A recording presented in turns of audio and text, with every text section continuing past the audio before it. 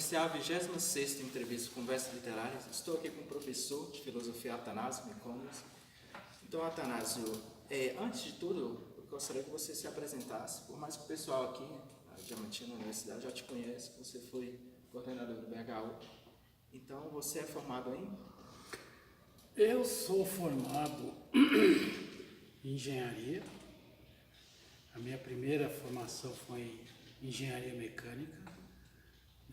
20 anos depois, eu voltei para os bancos acadêmicos, descobri a filosofia. Aí eu fiz graduação, mestrado em filosofia e no doutorado eu comecei a me afastar da filosofia. E no doutorado você foi? No doutorado eu fui fazer ciências sociais aplicadas, baseado numa estrutura que tem na UFRJ, que é o curso de serviço social. Mas lá tem uma base muito sólida de pensamento marxista que me acolheu, né? E aí eu pude fazer minha tese do jeito que eu queria lá. Então eu fui me afastando. Não que eu tenha me afastado completamente da filosofia, né? Mas a filosofia já não dá para mim tudo aquilo que eu preciso para não dar conta, né, no momento, no contexto que a gente vive. Então eu fui para a economia política, para a crítica da economia política. E para a gente começar falando um pouco de literatura, depois a gente volta à filosofia. Claro. Você lembra como começou o seu interesse pela arte, da leitura? Como é que foi? A sua família, porque sua família é grega. Você tem Minha família é toda grega. Meus pais, meus avós, eu tenho primos gregos, aquela coisa toda, né? Gregos. Mas você sabe que a minha família nunca me influenciou nisso, né? Porque a minha família, ela é uma família de imigrantes sobreviventes da Segunda Guerra Mundial. Né? Então eles vieram para cá para sobreviver. E no período da década de 1950, quando eles chegaram, o Brasil estava em franco desenvolvimento industrial, então a coqueluche era ser engenheiro, aquela coisa toda. Então todos os meus tios viraram engenheiros, aquela coisa toda, sabe? E eles queriam também que eu me tornasse engenheiro. Eu fui fazer engenharia, queriam que eu fizesse, e também não tinha muita alternativa. A minha família nunca foi de uma leitura mais profunda, digamos assim, né? Em casa a gente ouvia falar das histórias, enfim, mas eu busquei sozinho, na verdade, né? Então a literatura você desvendou por conta própria? A literatura foi uma descoberta, eu vou te contar, foi um choque na minha vida. Primeiro foi a poesia, né? Não, primeiro foi o teatro, depois foi a poesia. Eu fui escrever para teatro inicialmente. Comecei a escrever para teatro já praticamente no final do curso de engenharia, né? E fui escrever teatro e comecei a escrever teatro baseado, ainda na época da ditadura, escrevi uma peça que era uma crítica e uma sátira a toda a ditadura. E supostamente teve censura quando você foi? Houve censura, houve perseguição, houve aquelas ameaças, aquelas coisas todas que a gente vê por aqui, né? Mas a peça foi uma coisa interessante, porque nós fomos buscar a história da... Eu era muito jovem e eu tinha um grupo Olha que interessante. Eu me pus a escrever teatro para ajudar um albergue onde eu morava. Quer dizer, naquela época, rebelde, né? Filho de classe média alta, aquelas coisas todas, né? Eu fui morar num albergue para poder ajudar os mendigos e ajudar os andarilhos. E nesse ínterim, eu decidi que a melhor maneira de arrecadar um recurso também era por meio da arte do teatro. Então eu me pus a escrever.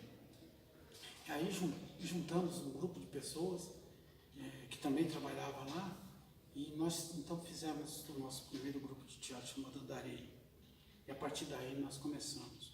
Depois veio a poesia, né? Quer dizer, você sabe, quando a gente começa a ficar, né, a idade, né, vai avançando, a gente começa a perder um pouco a memória, né? E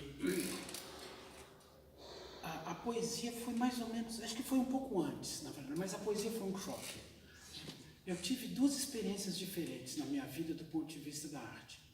No teatro eu tive uma experiência que era uma experiência política, crítica, e na poesia foi uma experiência dilacerante, daquelas assim de arrebentar coração, de tentar suicídio, de rasgar roupa, de sair pelado na rua, aquelas coisas todas, tá entendendo? Já imagina.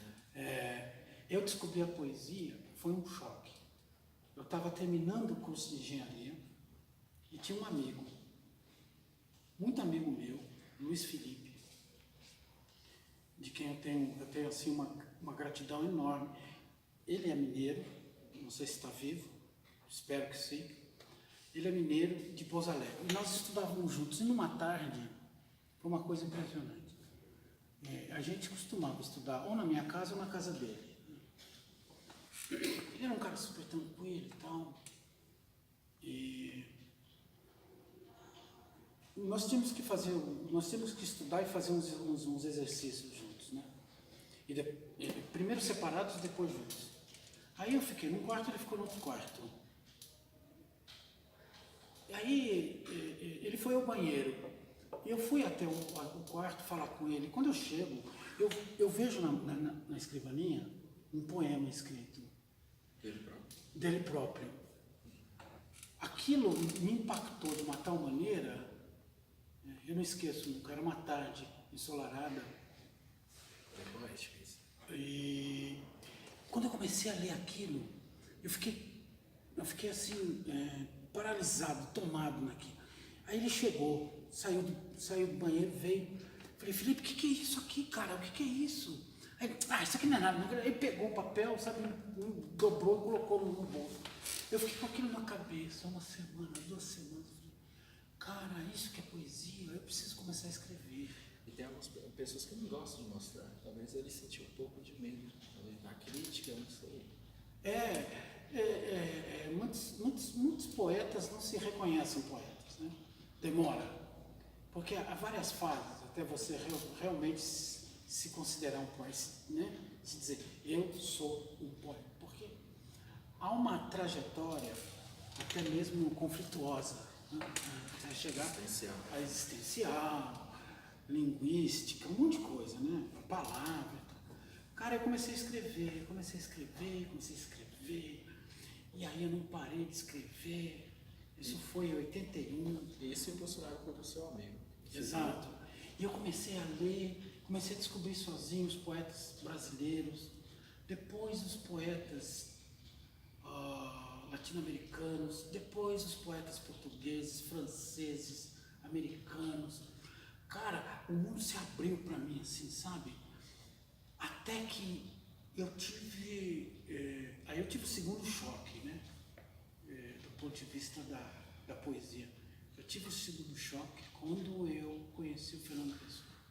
Cara, aí mudou tudo.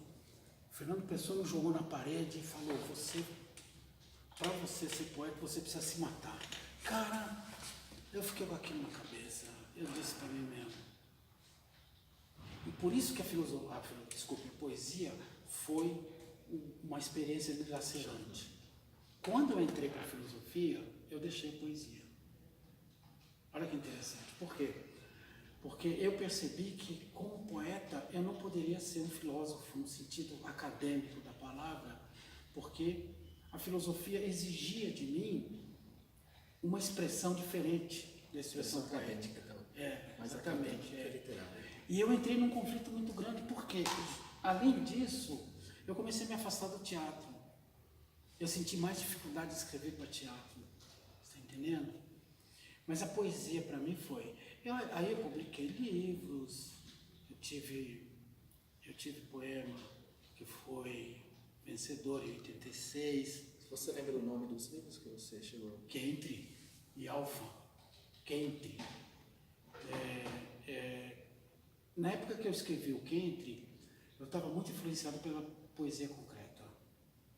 Haroldo de Campos. Haroldo de Campos, Augusto de Campos, Décio Pignatari, essa turma toda.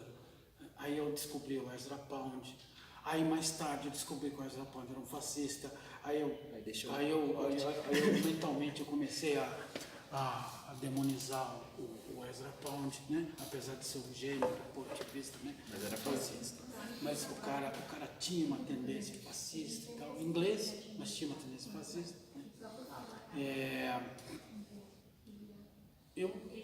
Eu fui, enfim, descobrindo esses caras todos e fui trabalhando a poesia. Aí eu me filiei à União Brasileira dos Escritores, né? E frequentava a sede da União Brasileira dos Escritores. Eu tinha uma trajetória, né? Alguns diziam que eu até tinha uma trajetória bem legal na poesia. Mas aí aconteceu uma coisa e eu falei, não é bem isso que eu quero, sabe? Eu percebi que para continuar vamos dizer assim, galgar uma carreira, né? Eu teria que pagar um preço muito alto e eu não queria pagar esse preço. Eu queria mais a minha liberdade. Mas, então, a poesia para mim sempre foi muito sofrimento. E o teatro para mim sempre foi muita alegria, entende? Em 97 eu ganhei um prêmio, melhor texto escrito. Em 97, pra você ter uma ideia, o nome da peça era Revolução dos Burros. Então, e todas as peças que você escreveram relacionadas à política? Sempre. Só uma que eu escrevi. Foi meio bucólica, é uma peça chamada Manequim, que é o seguinte: dois caras, né, aposentados, um é juiz e tal, né, e eles ficam ali jogando xadrez, conversando sobre a vida, aquela coisa toda e tal, né, e falando da solidão, da cidade grande. E um deles, né, que mora sozinho, ele anda ali pela 25 de março, ali naquela região de muito comércio. E um dia, ele passa por uma loja, ele vê um manequim e ele se apaixona pelo manequim. Ele fica louco pelo manequim. Ele começa a frequentar a loja, sabe, único exclusivamente por conta do manequim. E a moça, e aí ele faz questão que uma única moça o atenda. Interessante, se apaixonar por um manequim. Aí, cara, é muito legal porque chega uma hora que a moça começa a achar que ele está apaixonado por ela. E no final, a coisa fica tão maluca que a moça se coloca no lugar do manequim. Ela se veste com a roupa do manequim e se entrega a ele como se fosse um manequim. Foi a única peça que eu escrevi com esse tom meio freudiano, sabe? Essas coisas assim, né? Psicanálise, né? Quer dizer, você ficar se apaixonado por um manequim, né? É um negócio meio maluco, mas depois eu percebi que realmente tinha um sentido nisso, enfim. E você nunca se interessou em colocar isso para o teatro, você precisava montar um grupo, porque aqui tem um grupo um grupo de atores. Tem. Eu já pensei várias vezes. Quando eu cheguei aqui no começo, eu, junto com uma professora que já foi embora, nós elaboramos um projeto de extensão no teatro, né? E eu ia ficar com a parte porque além de escrever, eu fui diretor de teatro por um bom tempo, né? Então, a minha especialidade é a preparação de atores, porque eu estudei muito Brecht, estudei também muito Stanislavski, e eu tinha essa coisa de preparação de atores. Tanto é que a coisa que mais me emociona, tanto no cinema quanto no teatro, mas me emociona às vezes chegar às lágrimas, é a interpretação dos atores. Esse gesto de generosidade, né? De você se entregar ao papel na frente do outro, se desnudar, né? Na frente do outro. Isso para mim é a coisa mais bonita que tem. É um dos meus sonhos, escrever peça para teatro. Viajar nesses estilos da literatura, teatro, escrever ensaios, mas é muito interessante. Eu não sabia que você escrevia, eu sabia que você escrevia poemas, você tinha me falado, mas peça de teatro. Eu tenho várias peças de teatro, eu escrevi, na verdade, foram menos de um ano, eu escrevi acho que 8 peças de teatro de uma vez, né? Escrevi várias, escrevi a primeira, que foi essa sátira política, né, da ditadura, e depois eu fui escrevendo várias outras peças dentro dessa perspectiva. Aí quando chegou a filosofia, eu também parei. Eu falei assim, pô, caramba, né? Aí, desculpe o português claro assim, né? A filosofia, por um lado, me abriu uma porta, mas me broxou por outra, porque, no fundo, né? Para retomar a poesia, por exemplo, foi muito difícil, cara. Foi muito difícil. Eu não tenho mais a rotina do poeta, sabe? Eu posso ter o olhar do poeta, mas eu não tenho a rotina. Entendeu? Aquela rotina de fazer as anotações, escrever, reescrever o poema, sabe? Olhar para o mundo com os olhos, né? Com aqueles olhos que o Fernando Pessoa sugeria, né? O sensacionismo, simplesmente deixar que as coisas haja uma, né? Para que uma relação entre o poeta e as coisas, né?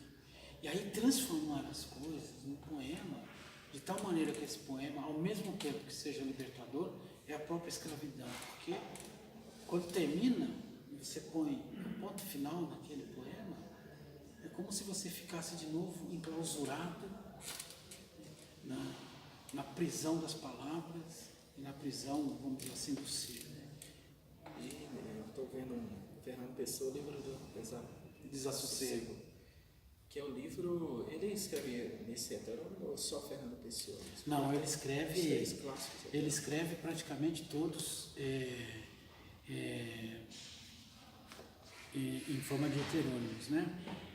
Esse aqui, são tantos heterônimos que esse cara tem, que eu fico meio confuso, né? Mas são vários, mas tem uns 3 ou 4. O Álvaro de Campos, Alberto Caeiro, Caeiro, Ricardo Reis. mas esse cara aqui é um quarto. Eu gosto mais do Álvaro de Campos. Assim, moderno. Mas o que realmente me impressionou no Fernando Pessoa foi esse livro aqui, Mensagem. Tem uma curiosidade, ele sonhava muito ganhar o prêmio Nobel com Mensagem. Foi o primeiro, todos eles escreveram em inglês e esse foi somente português de Portugal, claro. Esse Mensagem, ele sonhava muito com o prêmio Nobel e conseguiu começar. Você ia falar Mensagem. O que ocorre é o seguinte, surgiu um concurso em Portugal, né? E Fernando Pessoa nunca tinha editado um livro, publicado um livro, né? Escreveu sem parar, mas nunca tinha editado um livro. Então, ele resolveu escrever um livro para esse concurso. Mas o título original do livro era Portugal. Em relação a Camões, que também escreveu. Porque o Fernando Pessoa também ele era meio paranoico, né? Tinha umas coisas meio malucas na cabeça dele. Mas antes eu quero só deixar registrado isso, que eu acho que é importante. No último momento de registrar, né, de fazer inscrição para o concurso, Fernando Pessoa mudou o título de Portugal para a Mensagem. E como ele era esotérico, tinha essas coisas, né, de filosofia esotérica e tal, Rosa Cruz e tudo mais, ele escolheu Mensagem porque tem o mesmo número de letras de Portugal. Porque esse livro aqui é a retomada não, é a criação da nação portuguesa. É o que Camões fez Com os Lusíadas. Exatamente. Por isso que ele queria falar, poxa, meu conterrâneo fez isso, eu vou fazer de uma forma diferente. Agora, um detalhe.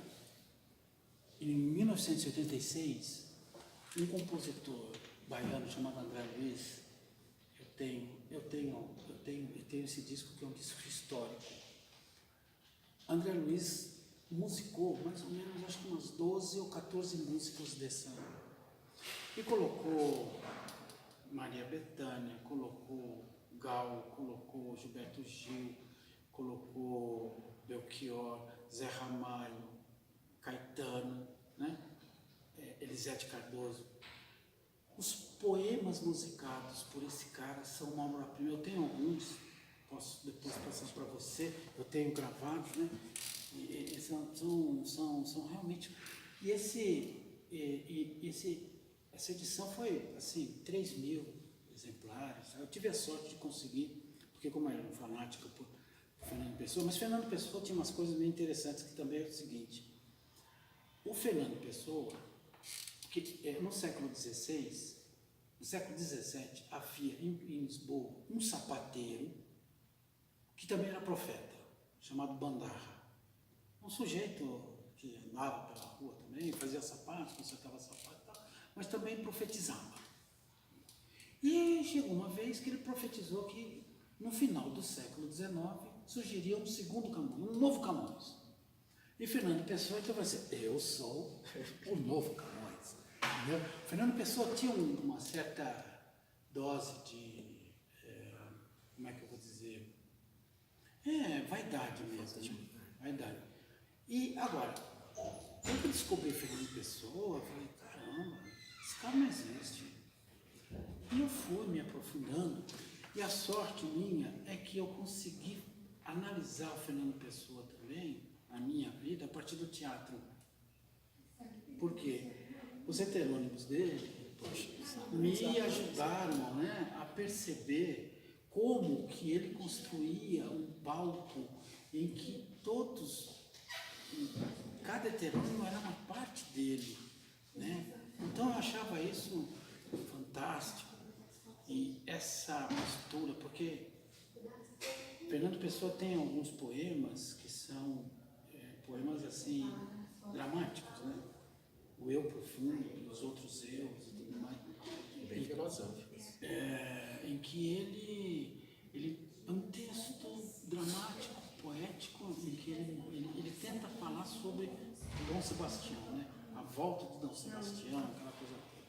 Mas enfim, a poesia, ela me rasgou, eu tentei me matar por causa da poesia e tal. É que as coisas não malucas, sabe? E esse último livro, que é o Karl Marx, Isso aqui é o seguinte, que aí entra na parte da política. É filosofia e política, né?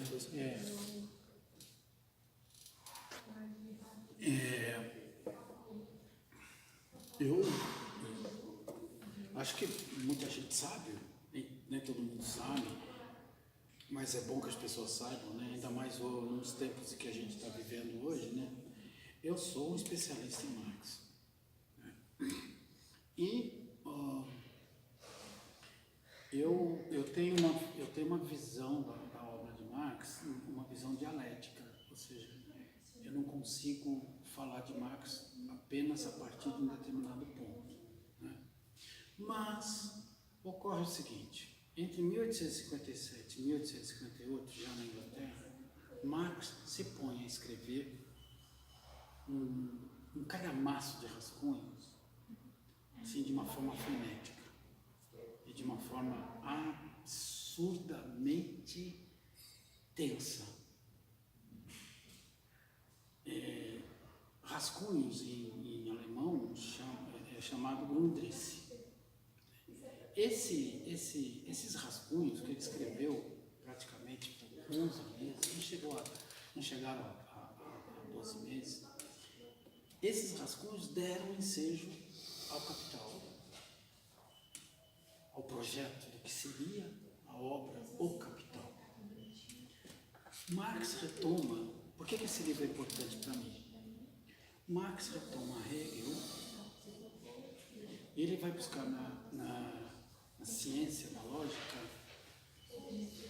os fundamentos necessários para compreender o capital como um processo não apenas material, mas um processo, digamos, espiritual. E no começo desse livro, ele apresenta o seu método definitivo. E porque eu já tinha lido Capital, tinha ido para cá, tinha ido para lá e tal, mas me faltava compreender, porque esses rascunhos foram publicados pela primeira vez em 1939. Ou seja, depois que a Revolução Russa já tinha passado, não é? Depois que a quebra da Bolsa de Valores de 29 já tinha passado, e o mundo estava às portas da Segunda Guerra Mundial. Então veio à luz o Marx, que pouca gente conhecia, e que pouca gente conhece ainda hoje. Um Marx extremamente dialético e com uma perspicácia na forma de apresentar o movimento do capital, que nem mesmo no Capital ele conseguiu, porque depois ele se pôs a escrever o Capital, né? E organizar as ideias, falou assim, não, eu quero ser mais objetivo, etc, etc, etc. Mas aqui nesse livro, aqui mostra o vai e vem dele, sabe? Mostra a autenticidade do pensamento dele, porque aqui ele se permite voltar, ele se permite dizer, não, peraí, está faltando isso, está faltando aquilo, entende? Isso é rascunho também. É um rascunho. E nos rascunhos a gente compreende melhor a pessoa do que... É, se fosse um maquete. Exatamente. Então, tá. Por isso que esse livro de todos, né? Li filosofia, li economia, li política, mas esse livro foi um marco. Por que ele foi um marco? Isso que eu quero deixar claro. Porque mudou a minha vida do ponto de vista da minha ação e principalmente da minha postura teórica diante do mundo. Entendeu? Eu passei a pesquisar de uma outra forma. Vamos olhar mais acadêmico. Não necessariamente mais acadêmico. Eu passei a enxergar o mundo a partir do concreto, não a partir da teoria. Ou seja, primeiro eu me coloco no mundo com a realidade concreta, construo esse processo e aí eu dialogo com a teoria. E aí eu refaço isso em forma de teoria. É diferente, entendeu? Muito diferente. Então, esse foi o livro que, inclusive, tanto do ponto de vista das ciências sociais quanto da filosofia, mudou muito. E atualmente, para a gente finalizar, você está lecionando na Universidade de quais matérias? Eu estou lecionando Teoria do Conhecimento e continuo com a disciplina que eu criei chamada Indústria Cultural e Cultura Virtual. Nos bastidores até você falou que estava falando do líder do Karl Marx. Falando desde o rascunho. Eu não trato exatamente desse livro, mas o que eu trato, principalmente em Teoria do Conhecimento, é essa postura de como lidar com o mundo concreto e como transformar o mundo concreto numa realidade que possa ser traduzida teoricamente, né? Isso eu trabalho mais em Teoria do Conhecimento, mas toda a disciplina de tópicos especiais, que é Indústria Cultural e Cultura Virtual, eu também tenho um olhar, né? Quer dizer, a minha postura é também a partir daí. Só que é uma matéria mais ampla, porque ela tem um caráter histórico, né? Começa com a Revolução Industrial e chega até a Revolução Tecnológica, com isso que nós temos hoje. Esses brinquedinhos maravilhosos que tanto nos seduzem. Então, eu gostaria de agradecer você ter aceito o convite para essa conversa literária, que se tornou filosófica, econômica, política, sociológica. E a próxima conversa que a gente tiver, eu gostaria que você trazesse seus escritos. Um livro que você, alguns escritos que você publicou. Ah, sim. Dos jornais. Sim. E, ou quem sabe, essa peça teatral do manequim, você possa fazer. Eu tenho ela. Se você quiser, eu posso mandar para você. Sim. Eu posso mandar essa. Eu tenho. Isso aí não é problema. Como é o seu nome? O Mykonos, qual o significado do Mykonos? Atanásio Mykonos? Atanásio é a composição, né, de duas palavras. Thanatos, em grego, quer dizer morte. Athanatos é aquele que não morre. Atanásio, em grego, quer dizer imortal.